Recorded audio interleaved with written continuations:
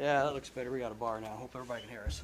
Um, so one of the big questions I have for you is obviously the potential conflict with you being on the POA board. If you were appointed, would you be willing to resign from the POA board? Yeah. Okay. Anybody have any questions for I have him? a question. So you've been on the POA board. Do you understand that the city cannot just do things for the POA? The law won't allow us to. I'm not talking about the POA doing things for the city doing things for the POA. I'm talking about the city doing things for the city. I'm asking you, do you understand there's a difference between the POA and the city? And we have laws that prevent us from doing certain things. Yeah, I understand that. Cause it's always coming up and it's always a problem. But our man right there can explain it all to you, if you get on the council. And I'll tell the council this, there's going to be a substantial conflict even if he resigns. And the reason I say that is there's proprietary information that he would have that obviously the POA only wants to know. And that's why they can have meetings in, executive sessions or do whatever they need to do. So that's going to be an issue if there could potentially be conflicts based on that fact. Or budget issues for the city and things like that. If he resigns and that affects the POA, obviously he would have information and then he would have to abstain from the vote on a multitude of levels. I don't have a whole lot of other questions for you. A lot of what was on here, you gave in your spiel there. You talked about, your three most important things were, the code enforcement and the taxes, et cetera. One question, you talk about the taxes are important, which I think we all agree that we hate them, but there's, they're kind of a necessary evil, unfortunately. One thing that sticks out is the money is mismanaged, and I'm just kind of curious. I mean, we could always do a better job managing our monies, so I'm curious what ideas you might have on that, or what things you think specifically you were mismanaging that we could take a better look at. I just think you can just look around. Our property taxes have gone up, at a rapid rate, but nothing in the county or nothing in this particular district has changed. From a city standpoint, we have no control over what the county or anybody else does. But the city was revenue neutral We're last just year part with of our a bigger taxes. problem is what Well, I'm saying. Yeah, I understand that, but you're talking about, from a city council position, how could you help the city manage our money better? Because that's where you can affect, is city level. Now, having task force and gathering data and going to the state or the county and trying to make reforms to property tax is great, but we also have to make sure that we're managing and controlling our money appropriately as well. So I was curious, from a city perspective, what do you think we could do better to manage our money? Serve the people.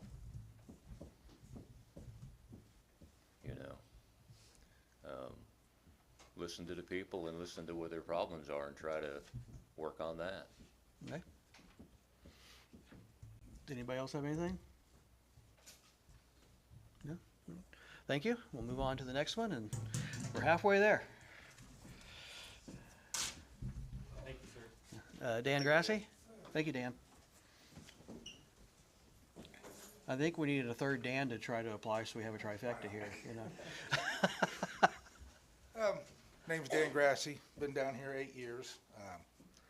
I'm not gonna lie to you, I've tried to stay out of the politics that you hear a lot of people talking back and forth, and saw your post, and I just decided I was part of those people that would run around and complain about this and that, and if you're gonna complain about it, you should try and step up and do something to fix it. Father of 5, all girls, so I'm used to arguing and bickering, and there's two sides to every story, and somewhere in the middle is the actual truth. I'm in sales. I sell packaging supplies, so I'm good at listening to a variety of different things and trying to find a solution for people that make them happy. I know I'm not smart enough to solve the world's problems. I don't even try half the time, so too busy trying to make her happy. So that's it. I'm just kind of a what you see is what you get guy. I want to see things get better around here. Honestly, I've never really even paid attention to a POA meeting. I've never been to one of these. From what I've heard, it was always just 75 different complaints, only pertaining to what bothers them in their little neck of the world, and you know, everybody says people tune out. Well, if you constantly hear people complaining about tons of different things that you guys can't even handle, yeah, I mean, natural, you're gonna tune out a little bit. I just wanna see things get better. One of my biggest gripes is, you know, we were trying to sell a house, and what really killed us was some properties that are around us. We've called, we've complained, nothing seems to get done. And I get it, there's a lot of people that have been here for a lot of years that have been allowed to do a lot of things. And there's a lot of people, those people are complaining about the new garb that's coming down here, the new money, you know, and so there's a conflict there. There's people that are fighting. And until, I'm not gonna lie, until it really affected me trying to sell my house, you know, there were some eyesores and I didn't like it. But when a realtor basically tells you, you would have sold your house, but what they have to drive by to get to it has killed you. And that's when it kind of got under my skin. I said, you know what, maybe I will try and run for, you know, this and see if I can get some kind of change. And my main concern is just the codes. You know, we've called it in. I've seen a ton of red stickers put on stuff, but there seems to be, there's no teeth. And if there's no teeth, nobody's gonna change. You can put stickers on anything you want. If nothing backs it up, they're not gonna change. I've heard a lot, as I've tried to pay a little more attention about all these back POA fees and all this and that. And my wife and I have looked at lots. And, you know, this has nothing to do with you guys, but, you know, the fact that I would have to pay somebody's old POA fees if I want to attain a piece of property that I'm willing to start spending my money on, to me is backwards. Mhm.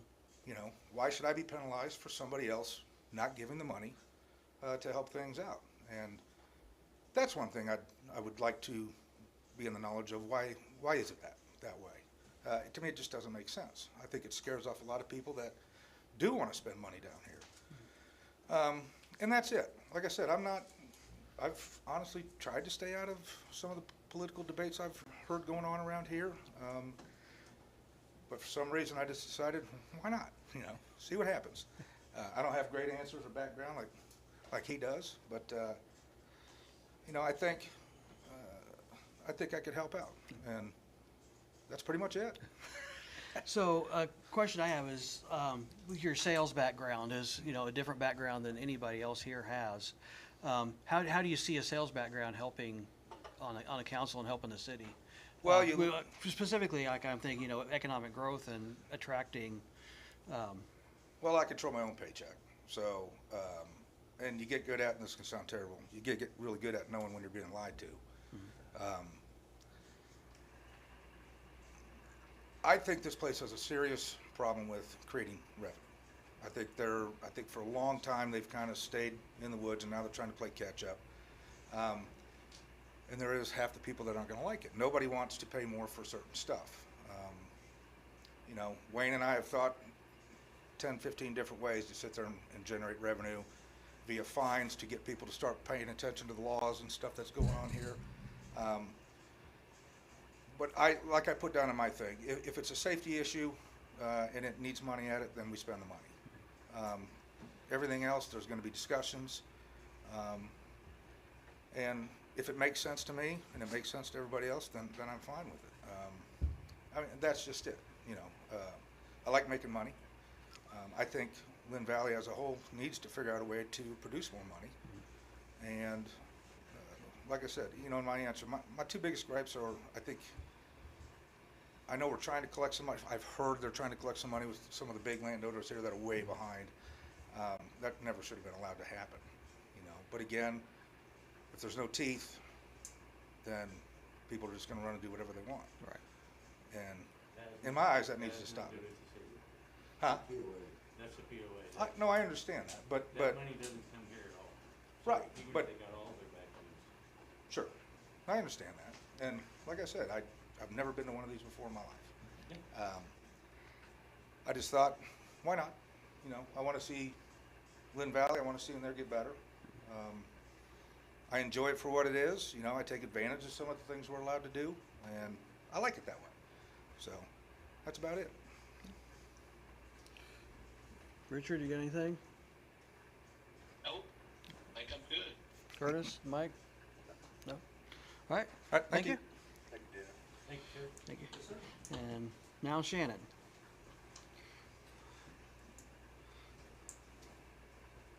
Hey, we're coming up for charging. Good Need a evening. booster seat or Maybe a little step little stool. step stool? Yeah. Hi, my name is, good evening, everyone. My name is Shannon Smith. My husband and I have been full-time residents here of Lynn Valley almost 11 years this July. We live on Northland Valley Drive. We came from Overland Park, but I was essentially raised in Hutchinson, Kansas. We have 3 children. They're all grown and married with kids of their own. One lives in Olathe, one in Ottawa, one in Nashville. I have a background as a paralegal for law firms doing insurance defense.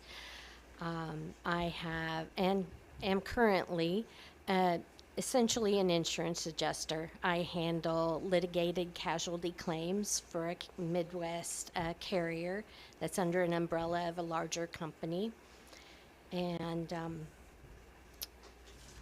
let's see, I'm trying to think of kind of give you a background of everything else. I've had a real estate license. I did daycare when my kids were very small in order to not have to pay a daycare to work to pay daycare. My husband works for the Alamo Group. He's a territory manager for Missouri. He's not here this evening because he's on the road doing his job. I applied for this position simply because I saw listers postings on Facebook, and I'm not a political type person, but I do have experience dealing with a lot of different people at different levels. As an adjuster, I work with claimants, plaintiffs counsel.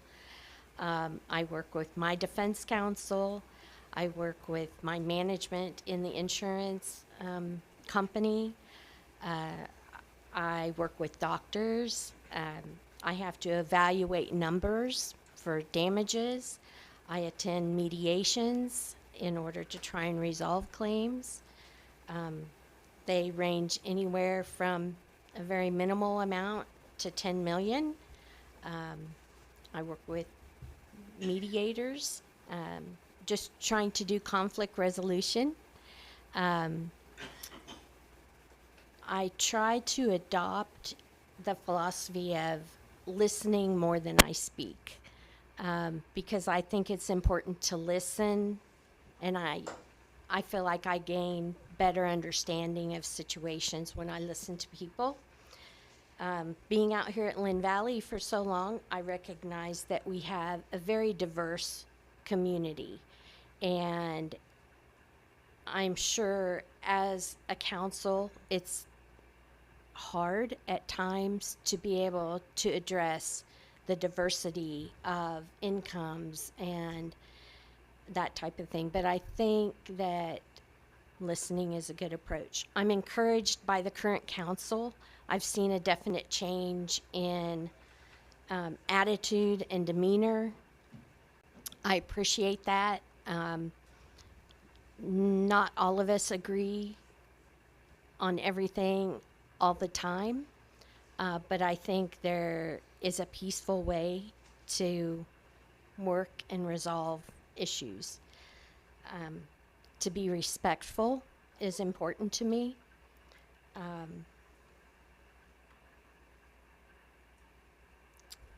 I've been married 43 years almost, so I think we've That's an done something right. I'm trying to think. As far as the property tax issue, it affects a lot of people. I've done our family budget for most of our married life, and I remember when we were first married, there would be months that I had $25 left after, I paid for bills and food, and it was like, okay, this is all we have. And I recognize that there are people now that are having to do just the same, and that property taxes are just one of the things that are really taxing all of us. But I feel like there are ways to resolve that, and I do think that our legislature will also try to help and resolve some of that as well. I don't know what else to say, quite Okay. frankly. Thank you, guys. I was going to ask you about the taxes, because it's obviously on everybody's mind tonight. I think Sure. it's part of our biggest issue. Yes. It's one of those things that at the city level, we deeply care about our citizens out here and want to help them. One of the ways we can help them is, we were revenue neutral, which was a big deal. But it doesn't help when other taxing authorities aren't. So, trying to understand where all that money goes. That's one of the things I'm trying to find out is, help figure out where all the money goes so we know who to talk to. So like I asked, I think I asked pretty much everybody else, or, was part of their conversation, what three, you said, there's three different things. How could your specific experience in insurance and paralegal, what do you think those skills bring to the city council that will make you a good council person? I have very good analytic skills. I use that on a daily basis. I know how to add and subtract and understand, when we have big numbers that we're looking at and we have to evaluate whether, those numbers are legitimate or not.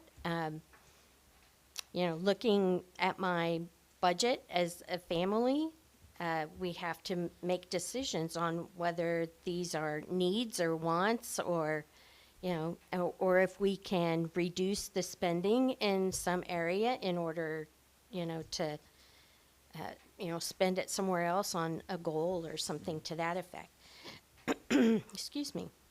As a governing body, we would have, or I insert myself in that. As a governing body, we have a responsibility to make sure that we spend wisely, that we are evaluating what's coming up for the city, infrastructure needs, future needs, as well as developing the community to where it can be the best that it can be, to generate income, to be a pleasurable place for our citizens to live, and bring in whatever business we can to generate that income, or the barbecue in the valley. That was a great event, and it attracted people from all over, and those types of things are good for our community. And I want our citizens to be happy, to enjoy their life here. And I understand over the last 11 years, there's been a lot of changes. My husband and I served on the architectural committee for a few years. So we saw the building permits coming in. We saw the changes. And it is very different than, what it was 11 years ago when we bought our first lot out here. So the budget, we just put a pencil to it and we figure out how to make it work. And, if you can't bring the income up, then you reduce the expenses. We don't always like that, but sometimes we have to do it. Any questions from I anybody? got a question. What would you say are the top three biggest issues, not counting the tax thing, because that is the number one issue, but For the that city? you see from the city? Well, that was part of the application process, the top three priorities. Of course, the water project really is front and center right now. When we first moved out here, the sewer project was really just wrapping up. And I don't know how many of you there were some issues with the finishing up of the sewer project. And our yard was still torn up when we entered into a contract to buy it. So the water project really, I think, is front and center. We want to make sure it gets done correctly, that everybody understands, what the rules are and the requirements are with hooking up to the water system. And, I understand RV owners that aren't living here full-time, that's being addressed now as far as requirements for hooking up to the system. So I would, I just want to make sure that we keep our eye on that project to make sure it is done according to contract and leaves our city better than it was before. Other issues are, like I said, infrastructure. We want to preserve, improve the infrastructure. We have, city buildings. We have our police department, our fire department. They do a great job. And so we want to make sure that they have the equipment they need to do their job and to also be safe doing their job.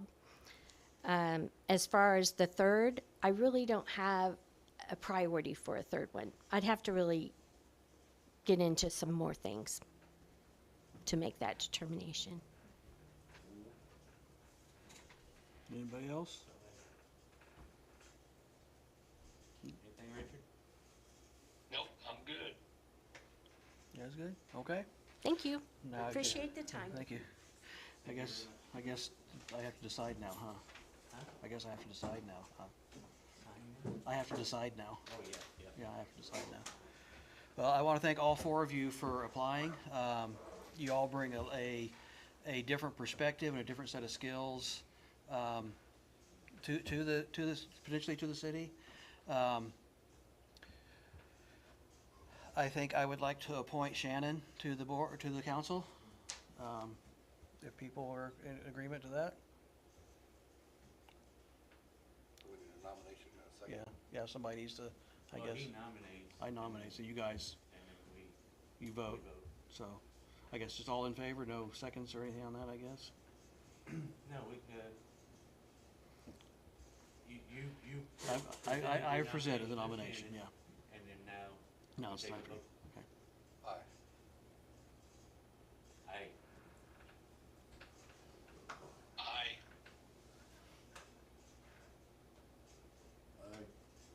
Aye. Ayes have it, Unanimous. unanimous. Shannon, are you ready to be sworn in? I would like to say that I appreciate everybody. Huh? Oh, well, I think you're a group of good people. yeah, I think all, any of the four of you would have done a good job. So, I appreciate all of you taking the time to apply. And I look forward to, working with all the four of you in the future. There will be things that will come up that you guys have stepped forward and said, hey, I want to help, I want to be involved. So, as we need, if we start forming a tax investigation committee or anything like that, be looking to hear from me, because I will be contacting you guys and see if you want to participate. So, Mindy's not here to swear her in. Can she still take a seat, or?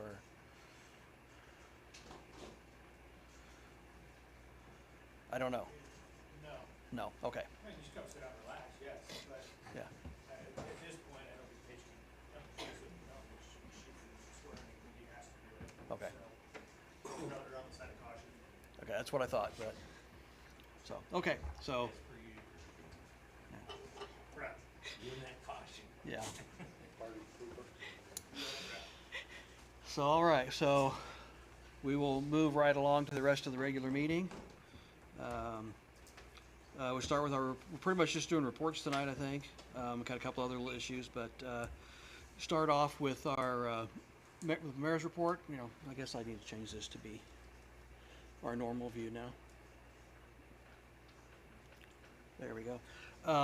Welcome, Shannon, to the council. We'll swear you in. We'll get with Mindy and see if we swear you in at the next council meeting, or you can come up and we'll figure the logistics out of that. On the building inspection front, we are now with just a part-time building inspector. It was decided at the last meeting. Paige has stepped up to help a few times on some sewer tank inspections for Matthew, just making sure there's gravel in them and everything, so that we aren't holding up people's works.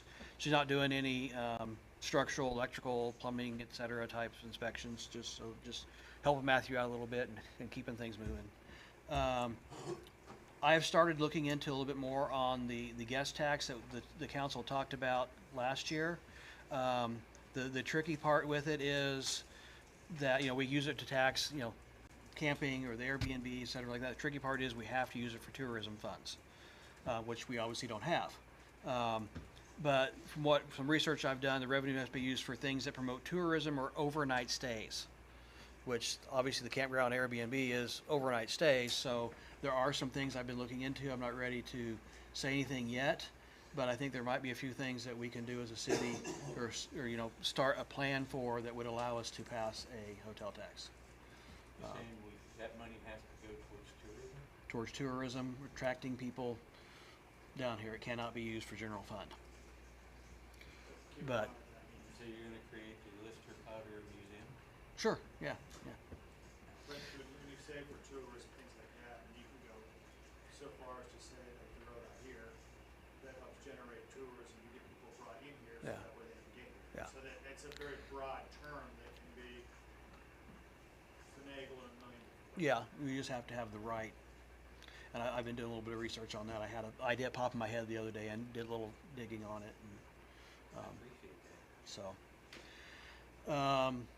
for the water application, we'll talk about that a little bit more with the pay application. That'll be part of the clerk's report, who's not here, so we'll muddle through that. We did start flushing the tower today. The water was not, we were gonna hope the POA start using the water today for deliveries. The water was not of a quality that's acceptable to us to do that. So we were flushing water out from the tower. They'll be flushing some through the lines and stuff so that we can get it back up to a usable state here soon. The idea is that on the 23rd, Flow Point will be here to train and everything and get everything set up for credit card payments and all that on the deal. So the idea is on the 24th of this month, the citizens will start using, for their own water fill, will start using the new fill station. That's our target. Does that just take credit cards, or does it take? It just takes credit cards, or we can give codes and bill people. But if we're going to do that, which I think it's not necessarily a bad idea, but we also have to take into account it costs us money to bill them.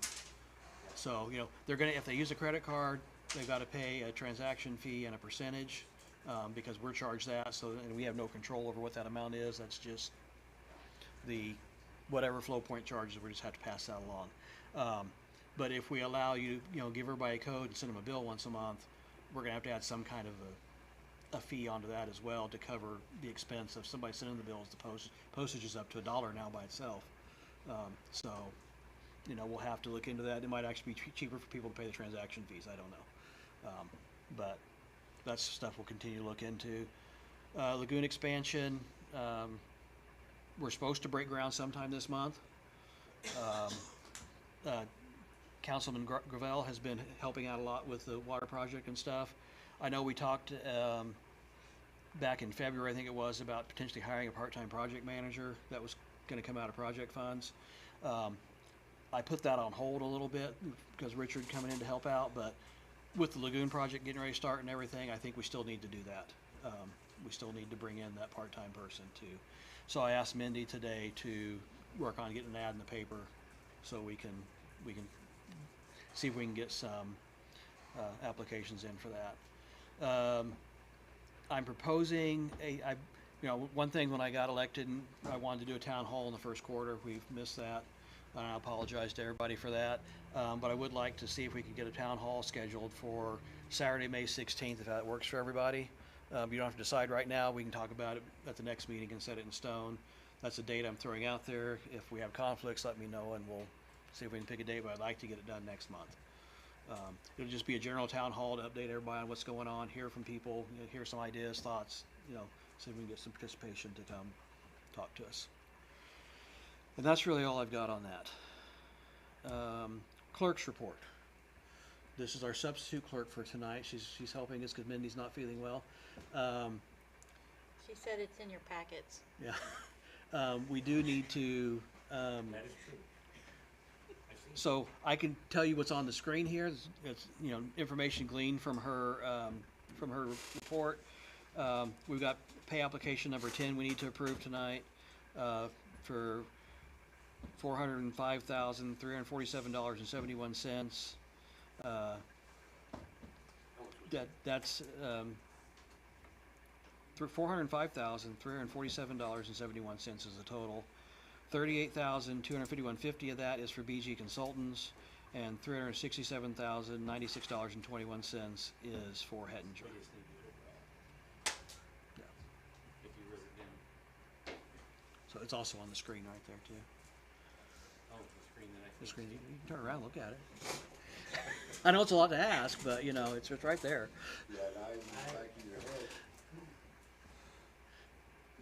Vouchers, Dan?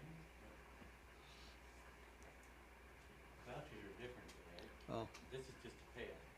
The payout is yeah, the- that's the pay app, I guess, yeah. I know it's in the packet. This is all I got. I gleaned from here. What you got? We should probably make sure we do this right. Yeah.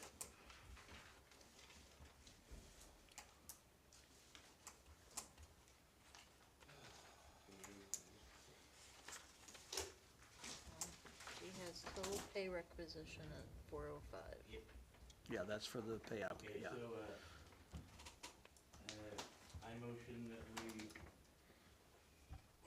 pay the pay app to Hettinger and BG Consultants in the amount of $405,347.71. Anybody second? Is that the total for the two of them Yeah. together? All in favor? Aye. Ayes have it. So our vouchers in there we gotta do too. Vouchers will be on that screen. Yeah, have them-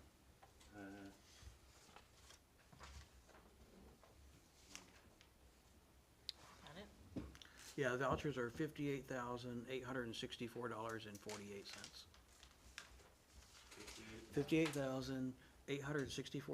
$58,864.43. 48. 48 cents.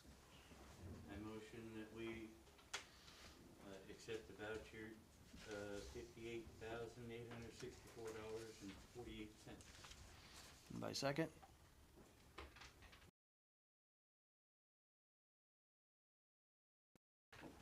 Aye.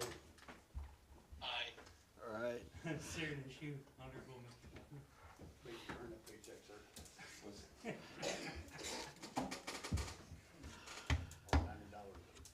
I think Mr. Hempel calls it plausible for that. All right, so any questions for the clerk that's not here on her report? We can grill Paige and see if she can answer them. No, Well, we can make sure she gets better, Paige. I will. Get her through it. I don't know what she's sick of. Hopefully she'll be here tomorrow. Building inspector, Mr. Matthew. Evening. So in the report, you can see all the permit numbers we've gone through, and don't really want to go through that. I kind of want to quickly talk about how I thought things have been going since I've been doing mostly evening and weekend inspections. I've done 13 inspections since just being the only building inspector. All of those, just 13 on the evenings and weekends. Had no issues, no complaints from anybody at this time. I take phone calls in the evenings, answer phone calls and answer emails in the evenings. So far, I haven't had any contractors complain or any homeowners complain about it. I think I've done like 13, like I said, like 13 inspections, and I haven't been tracking the total number of phone calls or emails I've sent out. Good. I have not heard I any got a complaints Sure. either, but just saying. So obviously, someone has complained about Paige going out and looking. Okay, for a holding tank. so sewer holding tanks and either way, sewer or water are very easy. The only requirement really on them is that they meet the setback requirements, which Paige completely understands, and that there's gravel in the bottom of the hole. There is no code that says how deep a sewer tank or water tank has to be. just that it has gravel in the bottom of the hole and it meets the setback requirements, and that there's the correct distance between two tanks if you're putting both tanks in. I explained all of it to Paige, and the only reason we've been doing it is because everybody's been used to an inspector here all the time. So they dig their hole the same day they order their tanks. So if they don't get an approval, they're gonna have a tank sitting on site that they can't get put in. And that's going to cost the homeowner more money. If it was anything that I thought she could not handle, we wouldn't be doing that. It's a very easy inspection to do. She takes pictures of them every time, and she's been sending them to me also. So I can say, yes, that meets the requirements. Well, Matthew, I appreciate what you're doing. Yeah. And I think this community is lucky to have you. I hope it continues to work out the way it does, because so far it seems like it's working pretty good. I have a question while you're up there, kind of for the council and everybody. You know, you brought up tiny homes a few meetings ago. Yes. I don't want that to just sit and not go anywhere, so I want to make sure that we're still proceeding along that lines, and I don't know really what our next steps are on that. Is that a P and Z thing next, or what? I believe that's what our next move is, Yep. send it to P and Z. Yes. Is there any special I've things had we lots need of to do? people asking me questions, like, it's gotta be like a regular home, but can it be on piers and not a foundation? So that's, We have homes that are here on piers already. Technically, every modular home here is on piers. Of the time I've been here, the 5 skid shed buildings that have been converted into homes, all on piers. So you can put a home on piers. It's just a different style of foundation than what you would normally see in the Midwest. Go down south, go down to Texas, everything's on piers to keep them off the ground. Related question that's also for you and for us, the rest of the council to kind of think about. I was down in Pittsburgh a couple weeks ago, and I don't know if anybody's seen on the high side of 69, there's these, they're not really container homes, but they're kind of like expandable homes. I know exactly, right there where the old, Yeah, the old dog track was. yeah. And I stopped and looked at them, and I mean, you can get a 3-bedroom one of those, prices say 40 grand. And a 2-bedroom for like 25. You know what he's talking about? I know exactly what he's talking about. I know My that. wife called it something. Yeah. I know that the council had rejected, personally built container homes. But I didn't know if it's something we might want to look into a little bit further. I could contact that person, see if they wanted to come talk to us, to see if that's something we might be interested in So doing. I can tell you on those, they're pretty simple. If somebody was gonna do that, you can order them from Amazon now. If somebody was gonna do that, that would have to come with a full spec sheet that says it meets all of our current codes, or what code standards they're meeting to. No matter what code we're on, if they're like, we meet 2021 codes, that still meets all the older codes. I know these particular ones that I stopped and looked at were all, they're made in China because they had Chinese writing all over the Yep. stickers and stuff, but. Biggest concern with a lot of those is proper insulation. Okay, it looked like Chinese writing. It could have been Japanese or anything else, I suppose, but I'm sorry, I was assuming I shouldn't do that. But Korean. could be Korean, yeah, could be. It's some kind of, Not English? yeah, some kind of non-English speaking country that builds We them. may need to make a decision on what codes we're moving to, or did Yes. You don't have to make a decision on that tonight, but it was just a Yeah, that's farther suggestion. down too. I was just, Yeah. while we were talking about, and I just want to make sure that this stays in our thoughts, that we, no decisions expected from me by tonight. I just wanted to make sure that, I probably will talk about it more the next meeting. So just, so everybody has time to think about it and, Have you got anywhere on the silt fencing ordinance that you were looking into? I do, yeah. I pretty much have it written out. I'll present it next council meeting. Thank you. Anything else? for him? Thank you. Thank you.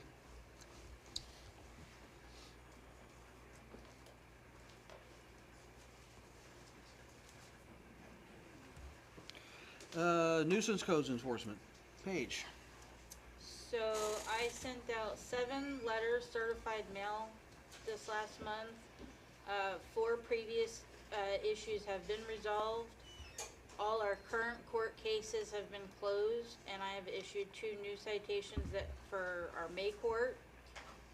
9 letters in total were actually certified mailed out. I've made 3 trips to the post office. I've made about 10 visits to properties.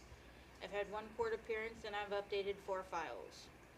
In the past 2 weeks, I've not done much studying. I've entered all property owners into the water system, meter system. And when meters get installed, I can start entering them in and start billing people. We've also updated the sewer emergency flyer with the new phone number, and we mailed them out today. We had about 312 flyers we mailed. Matthew's old cell phone number is now the new emergency number for sewers, going for the direct contact to a city employee. And So- who will have that phone number? Most of the time it's Mindy, but like in this case, she is not feeling well, so we gave it to Lisa, or myself. One of the 3 of us will have that phone at all times. And if we do not answer, we've inserted little cards this time that people can put in their wallet that has the phone number on it as well. Is it posted on our website? I believe she has posted it on our website as well. Appreciate you. Any questions for Paige? One more question. Did that car get taken? Yes. The old police car? The old police car is outside sitting. I think there's just a few more things that need to be put on it, like a license plate. Took all that stuff off your stuff. But they got excited and drove it up here before I had a chance to go pick it up at the mechanic shop. So are you saying, you know, our city employee drove a car that was, Yeah, yeah, exactly, we were talking about that. It's, so it's got interior panels and stuff that we still have to put back in after tearing out all the lights and all that stuff. I'll work on that this week, but they're all put back together inside. So it's just not right around the pieces when it's falling off the dashboard. I want to thank you for stepping up and helping Matthew with the tank inspections and stuff too. Anytime. Public safety, police department. You have my report if you want any questions. I think the only thing that's changed from my report is that, reference to the dog, kennels. We were waiting on the kennels and they actually showed up this weekend, so. Cool. I will get a application submitted for building permit on that. And start doing that. So we had a deer prowler. We had a couple of weeks losses. We had a prowler that was a deer. We had a disturbance between a mother and son over walking the dog. Mother didn't want the dog taken for a walk.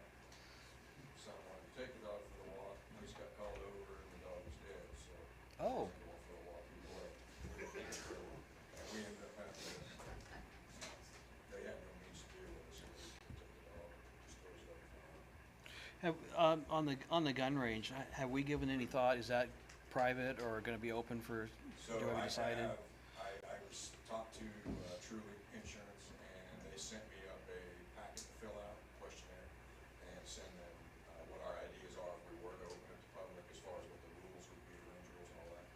And I have that all together, and I'll send that back to her tomorrow, and then they will tell us if there's gonna be an increase in insurance, or if they would even allow it. Whereabouts is the new range going? Right over here where the tree burn pit was at. It's where we've always, the police department's always gone and done our qualifications and shooting.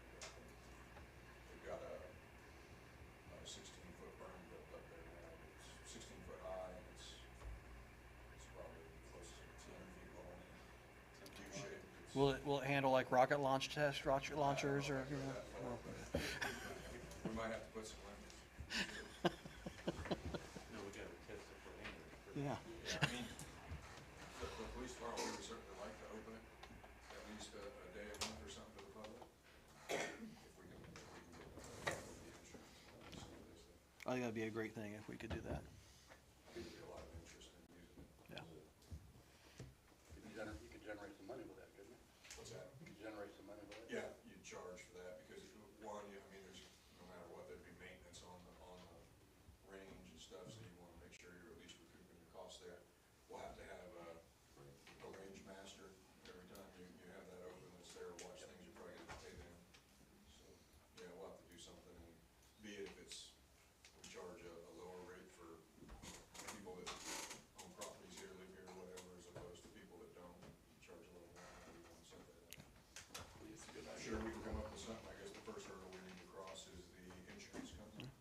That could be a tourism thing too.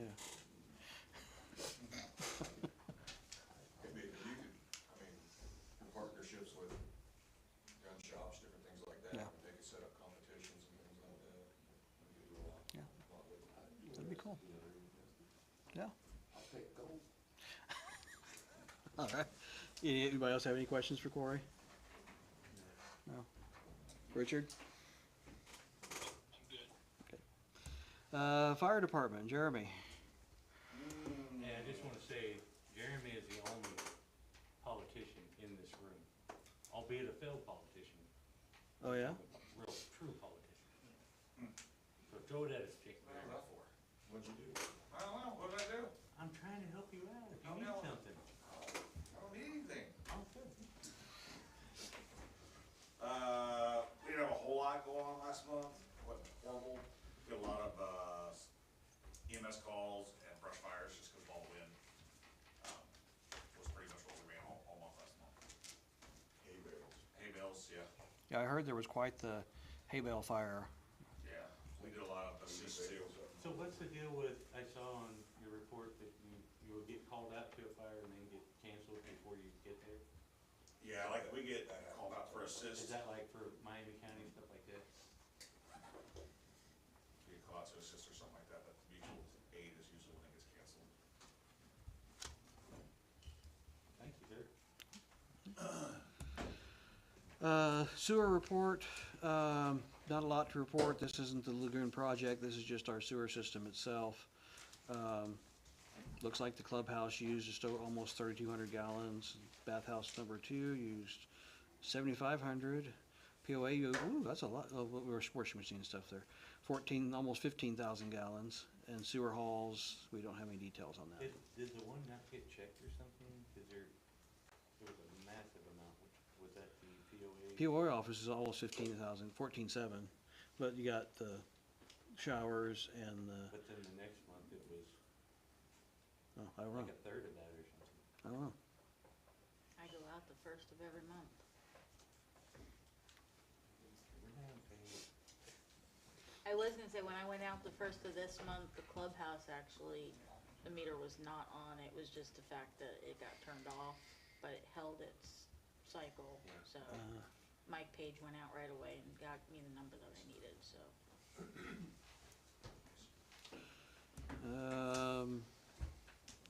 Citizen participation for agenda items. That came awfully late, but we usually do it after reports, so. Is there anybody out here that would like to address the council on things that are on the agenda tonight? Don't everybody get up at once, please. No rushing. Yes, Wayne? I'm Wayne Scott, I'm on the current board. What we were talking about earlier, what got brought up, on about what we're trying to accomplish with the city this year is what we haven't had in the past, which is having more communication, more transparency with the city. And I know we have to go through you guys. Can you come up so we can hear on the microphone? But, but what I was saying is, we are working on our end of it to make it better, so we're not hounding the city for every little bit that we're trying to figure out stuff on our own, so that we take the weight off you guys to where we're not asking as much, we're just trying to figure it out. But that's what we are working on. I just wanted to make that clear that as the current board, we are trying to have better communication with you guys. That way we have more transparency. That way we're not coming to you guys for every little issue or nothing like that. I appreciate it. But that's all I got. Yeah, I can attest to that, you know, I've had lots of conversations with the board and stuff, So- and, you know, I think, Mike, you and Richard go to, Yeah, me and you're Richard, still doing the mayor. meeting thing Yep, with it? once a month meeting with the POA board, well, a couple of board members. That's all I got. Thank you. thank you. Thank you, Wayne. Anybody else have anything? Okay, move on to what's next. I don't know, what is next? Old business, we touched on it while, Matthew was talking a little bit on the, 2018 IRC adoption. Yeah, I don't know that we need to make any decisions on it tonight, or that we're ready to make any decisions on it tonight, but I want to make, again, I want to make sure we don't lose track of it, so has anybody given any, Can you repeat that? the 2018 IRC adoption, updating our codes from 2006 to 2018. Yeah. Is there any reason we can't adopt it right now? There's no reason we can't, I don't think so, no. Does that require a resolution or an ordinance, or what does that require?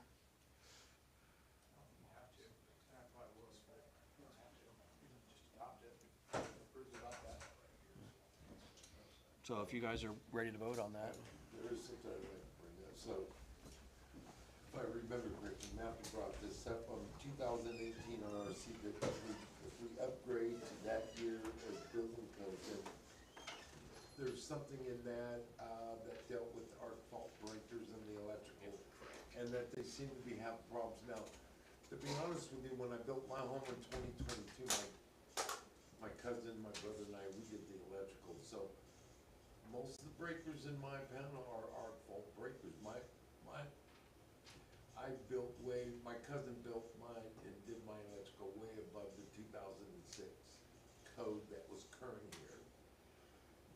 That being said, I haven't had any issues with any of my breakers. They're a lot more expensive. But you had mentioned that, Matthew. If you, I don't know, they remember what you. Does everybody understand what an arc fault interrupter is? Okay, so real easy. A ground fault interrupter's one of the breaker, a plug that you would see around water. If that gets wet, it's automatically going to shut it down. An arc fault interrupter, that breaker actually has a microchip in it.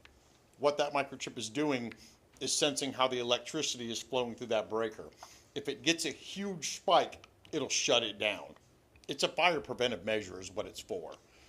The problem with those is people who bring especially the high-powered vacuum cleaners that pull a big draw right when they start up, they'll trip them. Microwaves will trip them, which is why they're not put in kitchens. Just any of those high-powered draw things, most of the time your arc fault interrupters are found in bedrooms and living rooms, and that's it. So they're never going to be in a mechanical room where like your furnace is going to kick on or anything like that.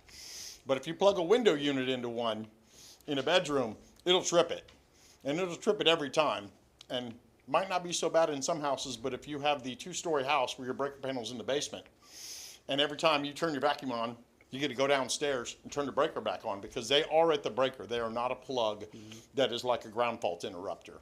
So you can't reset it right there. You have to do it at the breaker. Like most of the plugs were GFI. Yep. Okay, and that's what the arc fault does. It basically GFIs the entire line. Yes.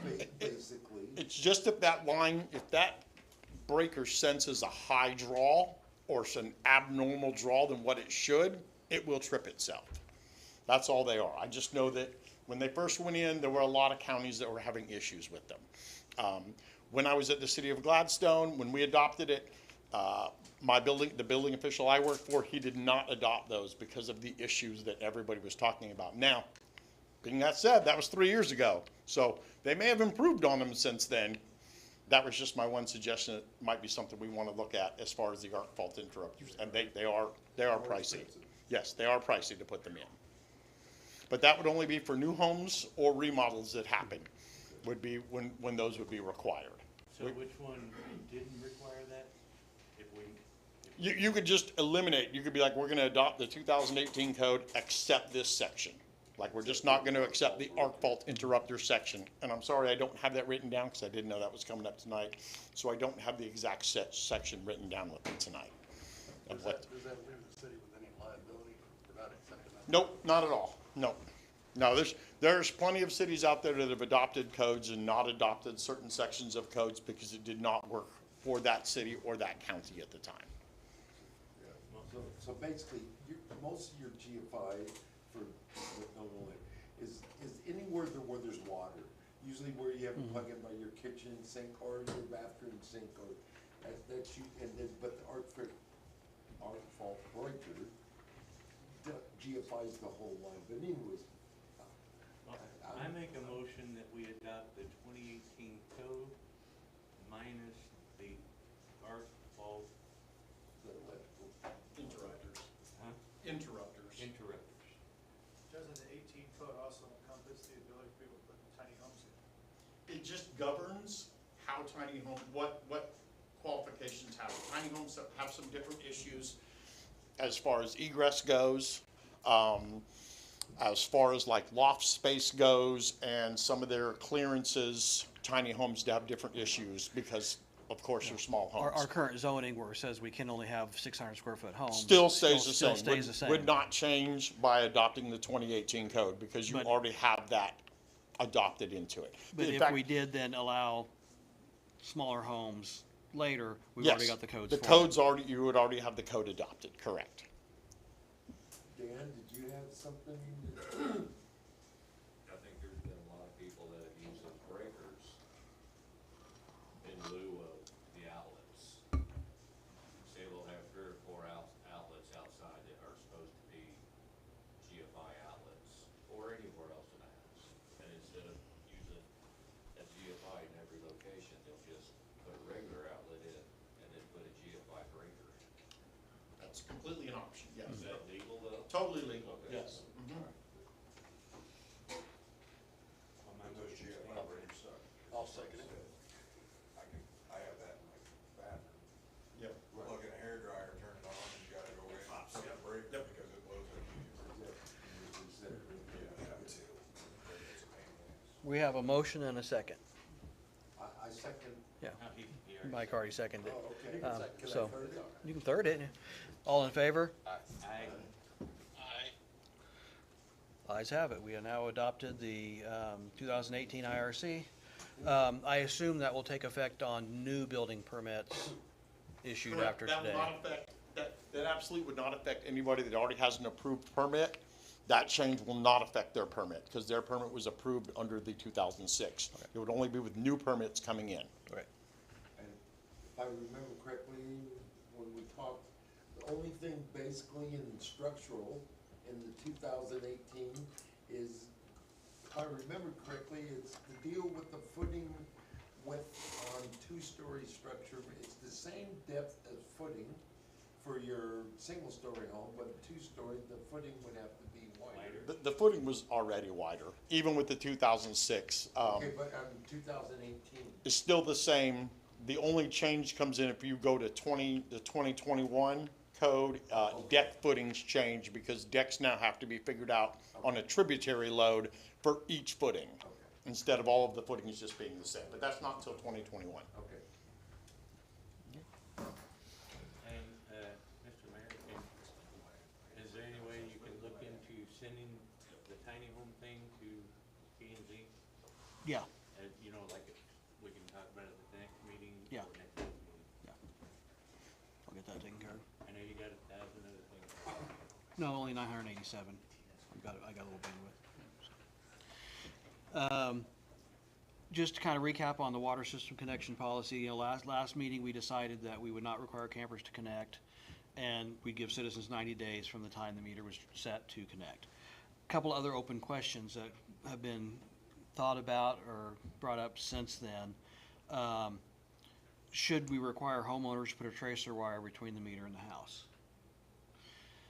Should we require a certified plumber to connect from the meter to the house or not? Well, I'm gonna table rural water one lines until we have time to think about that a little bit more. And timeline on connecting to the existing POA lines and decommissioning of the water plant.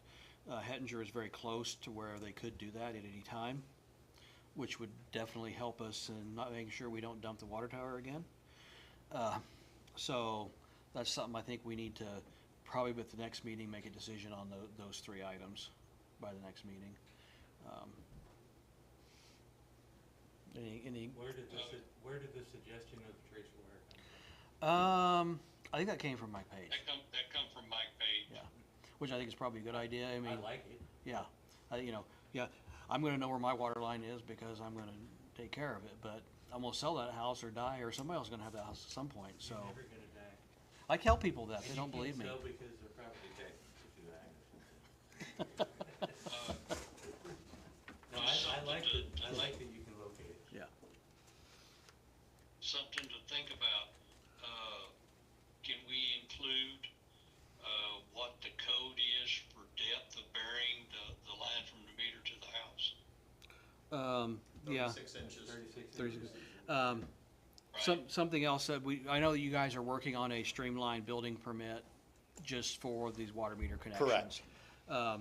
Along with Richard's suggestion, make sure we print that kind of stuff on there. We should probably also say, the gravel that has to be, is on the bottom, on top, how do it gravel, so Yep. it's there we have a lot of do-it-yourselfers out here, which I think is Yes. great. So the more information we put on that permit that they have, this is how it has to be done. If you don't do it this way.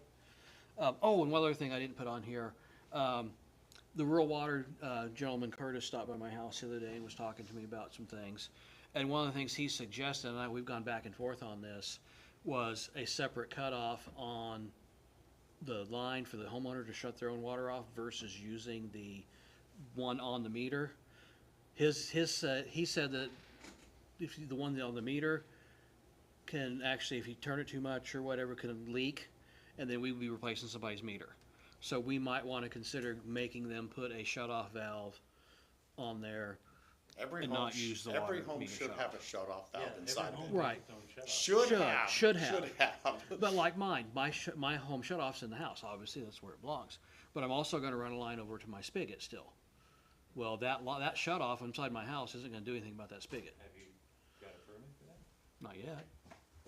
But as soon as somebody comes up with a streamlined one, I will. Policy on hooking the water up. Are you talking about from the meter to a house? Yeah. And as far as the policy, like what? Like, You don't have to be a licensed plumber. no, nope. That's right. No. That's something we've gone back and forth on too.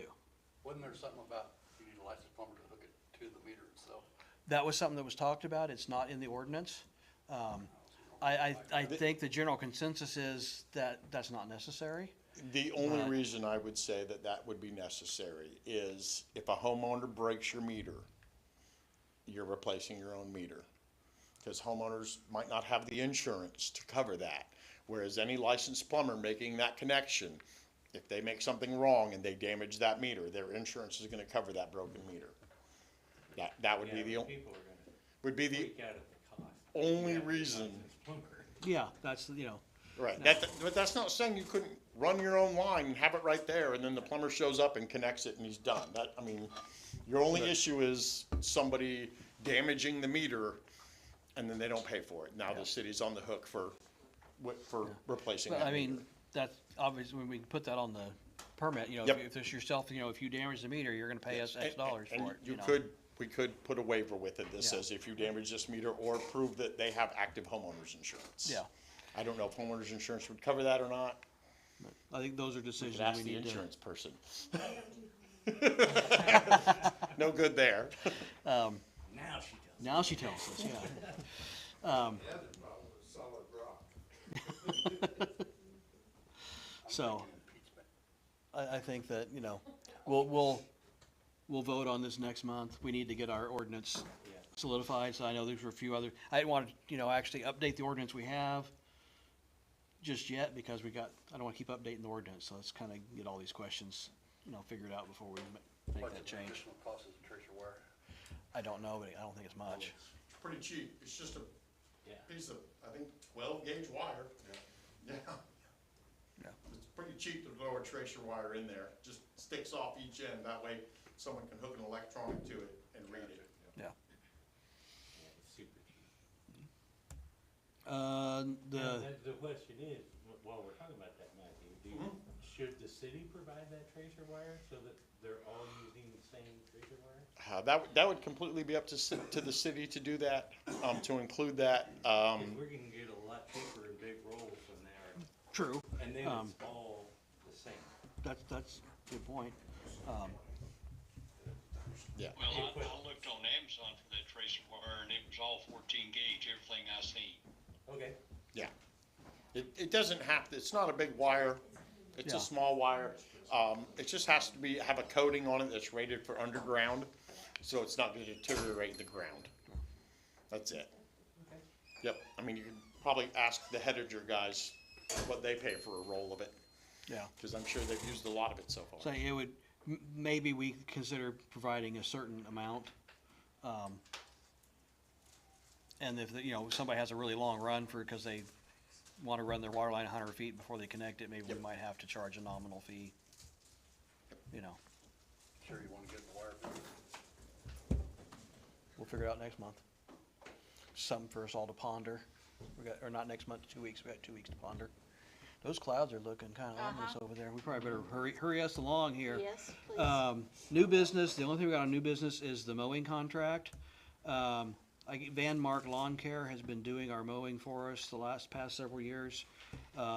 The terms are, they do $500 per mowing or up to $1,000 per month from April 1st to November 30th. We just need motion to approve renewing that contract I with have Van a Mark. question on that. Why are we requiring $4 million coverage? I don't know. That would be a question for Mindy, 'Cause that is- or maybe that is Jamie. insane. Because $4 million coverage for, our grass is that good. So it's quality.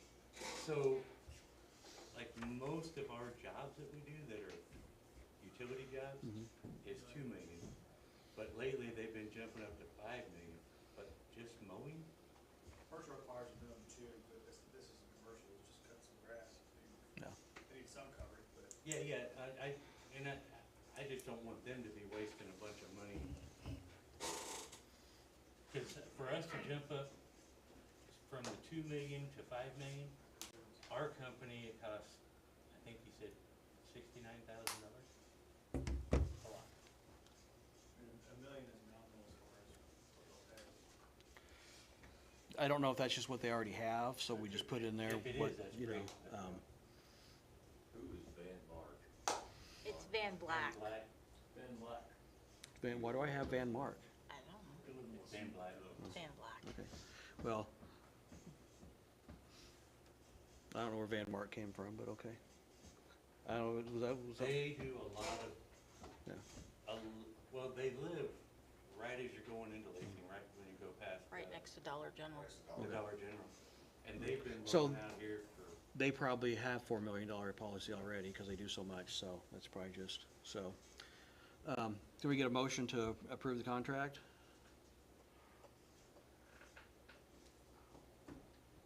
Or not? Mr. Kaufman? Go ahead. I motion that we approve the contract for Van Black to do the mowing services. Second.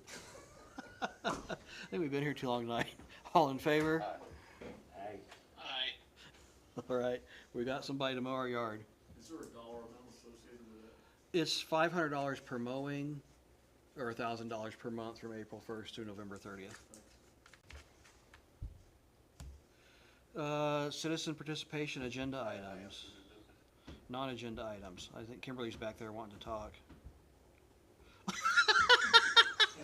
500 feet. Sorry, I kinda started gandering off, Miami County's under a tornado warning. Okay, so- 500 feet of tracer wire is You can see the unit. $125. I'm watching it. So, okay, so, Looks like we got the little bit of split though. Yes. nope, nobody wants to talk. All, yes, Wanna Anubis? go up in new business. Okay, We need to figure out something at the water fill station, because it's for the public. And on a trailer or a truck, when they fill up their tanks or totes, that fill tube's gonna be, what, 7 or 8, 10 feet in the air. That's what my wife was talking about. It's- Is there Some another kind of piece that goes extension. on it? Mike has been working with some options, Mike Page. There is a longer hose on there right now that was up there this morning. But we also have to be careful, from what I understand, the hose cannot go in the tank. If the hose cannot go in the person's tank, otherwise it's cross-contamination. So there has to be a gap of, Well, But- you're gonna get cross-contamination anyway, because they're gonna take PVC pipes, stick Well- up on that tube and then into their tank. yeah, there's only so much, I mean, I think Mike and the guys from PO were talking this morning about maybe, can they do some, like the telescoping thing that's on the old fill station? Can we do something like that, maybe? There's investigations being done on it. I don't have any, yeah, we're Since that's looking who into, it's yeah, for, it's the public, right. It makes no sense to have it 20 feet in the air. yeah. Where it does something good. And that thing puts out some water too. Well, I seen the trucks go under the old fuel station, and they just hit that hose, and that hose is going flying. Yeah, And the way this is made, there's no flex to it. So if it's low like that, the trucks come in to hit it, gonna break something. Well, so there is a flexible hose on it right now, Richard, that, Well, yeah, but how, that little air gap funnel that's up there, how long is it gonna last? when you yeah, get it I know, every- yeah. I know, Several times a day. yeah, Mike was going to be working with them, trying to figure something out. Yeah, 'cause that water fill station was public. Well, Yeah. I'm not so much worried about them trucks. Right. You know, my thing is, if it adapts to the trucks, people have what should work at that height, but they're also used to that telescoping thing, so ideally, we can figure out some telescoping thing that's, you know. The other concern I have that while we're talking about it is, so there's this door that's, you know, that covers up the keypad and the card reader and all that kind of stuff. There's no spring-loaded hinge to keep that closed. People are not going to keep it closed. People are gonna get up there in a hurry and leave, and it's gonna open and flap in the wind, and it's gonna rain in there and ruin all the electronics. So we need to figure something out for that too. Do what? But maybe that'll work. As a true politician would say. So, you know, the first time I went up there and saw that, it's like, this is gonna be a problem. Yeah. I think most people will remember to close it, but people are gonna get in a hurry, you know, Always. so it's, you know, it's a thing. So we forget that. Yeah, that's true too, you know. So, I'll take a motion to adjourn, if there's nothing else. Motion to adjourn. Second? Second that? All in favor? Let's get out of here before we get blown away. Thank you, everybody, for watching online, and I apologize for the technical difficulties early. All right, see you later.